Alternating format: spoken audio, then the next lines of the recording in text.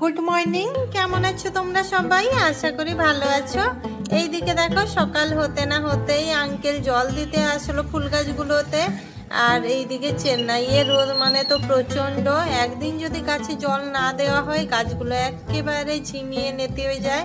তার জন্য দেখো এইদিকে আঙ্কেল জল দিচ্ছে আর আমি তোমাদের সকালের পরিবেশটাও দেখিয়ে দিলাম। ওইদিকে আঙ্কেল যে জল দিচ্ছিল নিচে জল পড়ে ভিজে গেছে, রেমোর থাকার জায়গাটাও ভিজে গেছে। তার জন্য আঙ্কেল কি করলো, রেমোকে এখানে দাওয়াতে এসে রাখলো। তো রেমোকে এখানে দাওয়াতে বাঁধলো। তারপর তার মধ্যেই আমরা ব্রাশ করে নিলাম। ব্রাশ করার পর বর ওইদিকে ডিউটি বেরোলো। তো বর ডিউটি যাওয়ার পর ওইদিকে স্কুলের ছাত্ররাও যাচ্ছে দেখছো। তো সকালে পরিবেশটা তোমাদের দেখিয়ে দিয়ে এখন আমি রুমে চলে যাচ্ছি।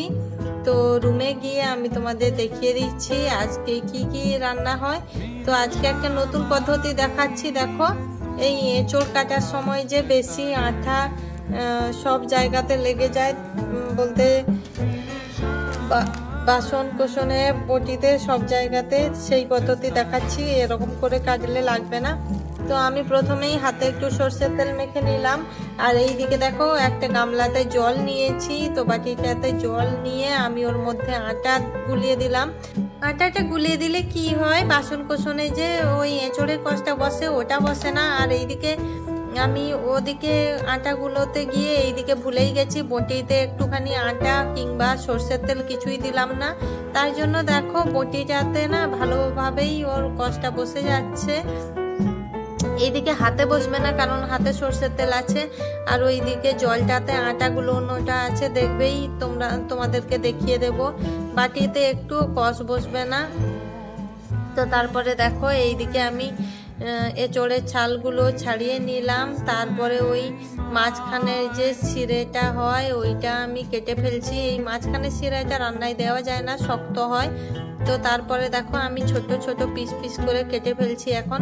তো দেখো এখন আমার সবগুলো এঁচড় কাটা হয়ে গেল। দুটো আলুও দিয়েছি। এইদিকে দেখো বাটিটাতে একটু কষ বসেনি। তারপরে এইদিকে চাল আর ডালটা বের করে নিয়েছি, ধুয়ে ফেলবো। এইদিকে সব ধোয়াধুয়ি করে আসার পর এখন দেখো গ্যাসে আমি ভাত বসিয়ে দিয়েছি। এরপর এঁচড় আর আলুটা সেদ্ধ করার জন্য পরিমাণ মতো জল দিলাম। আর এতে দিয়ে দিচ্ছি পরিমাণ মতো নুন আর হলুদের গুঁড়ি। তো নুন আর হলুদের গুঁড়িটা দেওয়ার পর এটা আমি ঢেকে রেখে দেবো সেদ্ধ হওয়ার জন্য। তো দেখো এখন আমি ঢেকে রেখে দিলাম এটা সেদ্ধ হওয়ার জন্য। আর এইদিকে তোমাদের দেখিয়ে দিচ্ছি বাইরে রেমো একা কি করছে। আঙ্কেল তো সকালেই ওকে বেঁধে রেখেছে। তো দেখো ও চুপটি করে শুয়ে আছে, কারণ ঘরে আর কেউ থাকে না। আঙ্কেল আন্টি ডিউটি যায়, বর ডিউটি যায়। এইদিকে আমি মাঝে মাঝে রেমোর সঙ্গে কথা বলি আর এইদিকে ঘরের কাজ করি আর ভিডিও করি। তারপরে দেখো রেমোর সঙ্গে একটুখানি আমি কথা বলে তারপরে ভালোভাবে হাতটা আবার পরিষ্কার করে ধুয়ে চলে আসলাম এখন রুমে। তো দেখো রুমে এসে আমি এখানে মশলা করে নিয়েছি, পেঁয়াজ কুচি, রসুন পেস্ট, আদা পেস্ট, টমেটো কুচি। আর এইদিকে মানে আগের দিন থেকে আমটা যে ছিল ওটা আমি ভালোভাবে ওই যে গ্রেটারগুলো হয় ওইগুলো দিয়ে গ্রেট করে নিয়েছি। তারপরে দেখো পরিমাণ মতো নুন আর লঙ্কা দিয়ে ওটা রোদে দিয়ে আসলাম। আর এইদিকে ডালটাও সেদ্ধ হয়ে গেছে। ডালে পরিমাণ মতো নুন আর হলুদ দিয়ে দিলাম। আর এইদিকে এঁচড় আর আলুটাও সেদ্ধ হয়ে যেতে আমি অল্প একটু তেলে হালকা ভেজে নিয়েছি। তারপরে দেখো কড়াইতে এখন তেল দিয়ে দিয়েছি এঁচড় তরকারির জন্য। এইদিকে তেলটা গরম হতেই আমি পেঁয়াজ কুচি দিয়ে দিলাম। তো পেঁয়াজ কুচিটা ভালোভাবে যাতে নরম হয়ে যায় তার জন্য প্রথমেই আমি পরিমাণ মতো লবণ দিয়ে দিচ্ছি। তো পরিমাণ মতো লবণ দেওয়ার পর দেখো ভালোভাবে এইদিকে দুটো তেজপাতাও দিয়েছি। ভালোভাবে পেঁয়াজটা ভাজা ভাজা হয়ে যেতে এখন দিয়ে দিলাম আদা আর রসুনের পেস্ট। তো এইভাবে যদি রান্না করো অনেকটাই এঁচড়টা মাংসের মতো স্বাদ লাগে। আর এইদিকে দেখো কড়াইতে আমি তেল দিয়ে দিচ্ছি। তো কড়াইতে তেল দেওয়ার পর এইদিকে আমি দিয়ে দিলাম তেজপাতা, শুকনো লঙ্কা। এখানে ফোড়ন দিলাম না কারণ আমার বর ডালে ফোড়ন খেতে চায় না। এইদিকে আমি পেঁয়াজ কুচিও দিয়ে দিলাম। পেঁয়াজটা ভাজা ভাজা হয়ে যেতে এখন ডালটা তুলে দিলাম।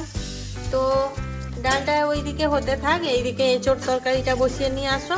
এইদিকে দেখো আমি পেঁয়াজগুলো আর আদা রসুন পেস্টটা হালকা ভাজা ভাজা হওয়ার পর এইদিকে আমি পেঁয়াজ পেস্ট আর টমেটো কুচিটা আর কিছু মটরশুঁটি দিয়ে দিলাম। এইদিকে দেখো এই মশলাগুলো ভালোভাবে একটু কষানো হতে এর মধ্যে দিয়ে দিচ্ছি আমি হলুদের গুঁড়ি।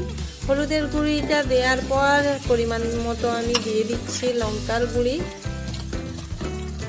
তো দেখলে পরিমাণ মতো আমি লঙ্কার গুঁড়ি দিলাম, আর একটু কালারের জন্য একটুখানি দিয়ে দিলাম কাশ্মীরি রেড চিলি পাউডার, তো অল্পই দিলাম এটা। তারপরে দেখো ভালোভাবে এগুলো আবারও ভালোভাবে কষিয়ে নিলাম। কষিয়ে নিয়ে অল্প একটু জল দিয়ে দিচ্ছি মশলাটা যাতে না পুড়ে যায়। তারপরে ভালোভাবে জল দিয়ে একটুক্ষণ নাড়ানাড়ি করার পর এরপর আমি আলু আর ওই এঁচোড়টা তুলে দিলাম কড়াইতে। তারপরে দেখো ভালোভাবে কষানো হয়ে যেতেই আমি পরিমাণ মতো জল দিয়ে দিলাম। এরপরে জল দিয়ে আর ওইদিকে ডালটাও হয়ে আসলো। এখন দেখো তরকারিটা হয়ে গেল। এখন আমি নামিয়ে নিচ্ছি। তো নামানোর সময় আমি 2 ফোঁটা ঘি আর এতে একটুখানি দিলাম গরম মশলা। তো ওটা অফ ক্যামেরায় থেকে গেছে, তোমাদের দেখানো হয়নি।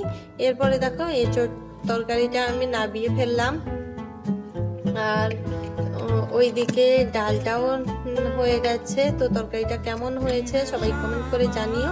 এখনো পর্যন্ত যারা যারা ভিডিওটা দেখছেন একটা লাইক দিয়ে দিবেন প্লিজ। আর এইদিকে দেখো আমি দুপুরের কাজ শেষ করে এখন চান শেষ করলাম, আর বর এইদিকে ডিউটি থেকে চলে আসলো। বর আসার সময় দেখো আইসক্রিম আনলো আর একটা দইয়ের প্যাকেট আনলো। তো আইসক্রিমটা খেয়ে নিলাম, অনেকটাই ভালো লাগছে। এইদিকে জামা কাপড়গুলোও ধোয়া হয়ে আছে, আর এইদিকে গাছে দেখলাম একটা পেয়ারা হয়ে আছে। তো পেয়ারাটা তুলতে গেলাম, তো পেয়ারাটা তুলে নিয়ে চলে আসলাম। এখন এসে দেখো আমি আমের যে বাটাটা ওখানে রোদে দিয়ে রাখছিলাম ওটা নামিয়ে ফেলি। তারপরে দেখো এই আম কোড়াটা নামিয়ে নিলাম। এখন রুমে যাই চলো, কারণ খাওয়ার সময় হয়ে গেছে, অনেকটাই সময় হয়ে গেছে। তারপর বর আর আমি খেয়ে নিলাম। তারপরে দুপুরে দেখো এখানে একটা পেয়ারা, আঙ্গুর কয়টা আর ওই ছোট্ট আমটা যে কুড়াচ্ছিলাম আগের দিনে ওইগুলো খেলাম। এরপরে দেখো সূর্যি মামা অস্তের মুখে বিকেলে, আর এখন রেমো ঘোরাঘুরি করছে ছাদে। ও আবার মাঝে মাঝে রাস্তাতেও চলে যায়, রাস্তাতে যদি কোনো অন্য কুকুর কিংবা গরু দেখে ও ওখানে চলে যায়। তো রেমোকে এখন একটু দেখে দেওয়ার পর এদিকে আমি রুমে আসলাম, কারণ বর ফোন করলো একটু মার্কেটের দিকে যাওয়া হবে, তার জন্য এসে আমি একটুখানি রেডি হয়ে নিলাম। তো এখন দেখো আমি রেডি হয়ে নিলাম, আর ওইদিকে অনেকটাই বলতে গেলে সন্ধে সন্ধে হয়ে এসছে, অল্প একটু বেলা আছে। তো বরও চলে আসলো আমি রেডি হওয়ার পরে। বর আসার পর এখন দুজনে বেরিয়ে পড়লাম, আর প্রথমেই চলে যাচ্ছি দেখো বিচের দিকে।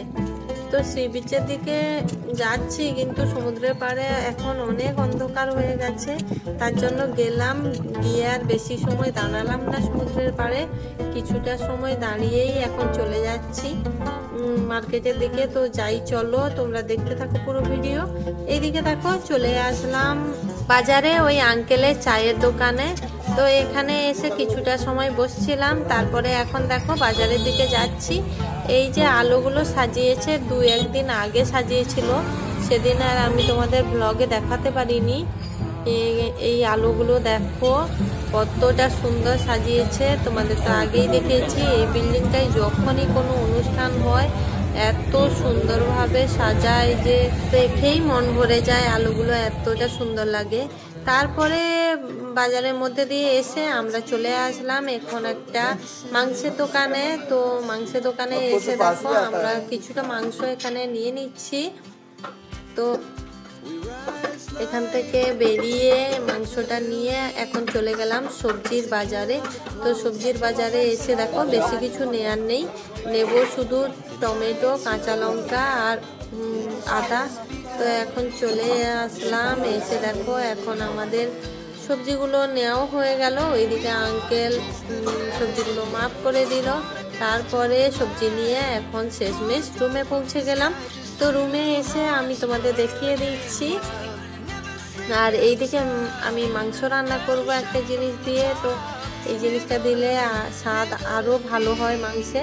তো তোমরা একবার রান্না করে দেখো। তারপর রুমে এসে হাত পা ধুয়ে এইদিকে দেখো মাংস ভাজার জন্য ওইদিকে মাংস মাখিয়ে রেখেছি। আর এইদিকে রান্নার জন্য ম্যারিনেট করে রেখেছি, আর এইদিকে মশলার জন্য পেঁয়াজ, টমেটো, আদা পেস্ট, রসুন পেস্ট ওইগুলো রেডি করছিলাম।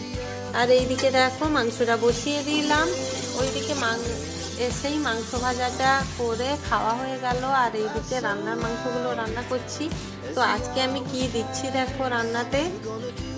এখন দেখো মশলা কষানো হয়ে গেছে আর মাংসটাও তুলে দিয়েছি কড়াইতে। তো তোমরা পুরো ভিডিওটা দেখতে থাকো, আশা করি ভালো লাগবে। এভাবে একবার রান্না করে দেখো। তারপরে দেখো এইদিকে মাংসটা আমার ভালোভাবে কষানো হয়ে গেল। এরপর আমি মাংসতে দিয়ে দিচ্ছি পরিমাণ মতো দই। তো টক দই দিলে না সত্যি বলতে রান্নার স্বাদটা একেবারে বদলে যায়, অনেকটাই ভালো লাগে। কারা কারা টক দই দিয়ে মাংস রান্না করে খেয়েছো কমেন্ট করো। এখন দেখো কালারটা অনেকটাই চেঞ্জ হয়ে গেছে। তারপরে দেখো সবশেষে আমার রান্নাটাও হয়ে গেল। রান্না হয়ে যাওয়ার পর এখন আমি তোমাদের সঙ্গে একটুখানি দেখা করে নিলাম। আজকের ব্লগটা এ পর্যন্তই। কার কাছে কেমন লাগলো ব্লগটা কমেন্ট করে জানিও। আর নতুন যারা আমার ভিডিওটা দেখছেন, নতুন হলে চ্যানেলটা সাবস্ক্রাইব করে পাশে থাকুন নতুন নতুন ভিডিও দেখার জন্য। আর সবাই ভালো থেকো, সুস্থ থেকো। নতুন ভিডিও খুব তাড়াতাড়ি আনছি আমি। সবাইকে শুভরাত্রি, টাটা।